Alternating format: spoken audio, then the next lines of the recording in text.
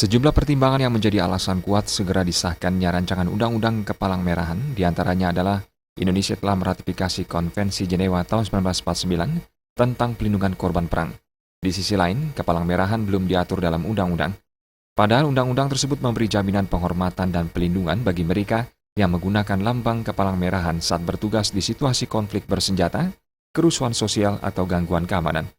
Sekretaris PMI Provinsi Bali, Nyoman Puasa Aryana mengatakan, dengan pengabdian PMI yang sudah lebih dari 70 tahun, sudah selayaknya Indonesia memiliki Undang-Undang Kepalang Merahan yang rancangan undang-undangnya telah diserahkan DPR kepada Presiden pada Oktober 2012 silam. Tapi tidak selesai-selesai karena ada masalah-masalah politis di dalamnya. Tidak tahulah saya itu.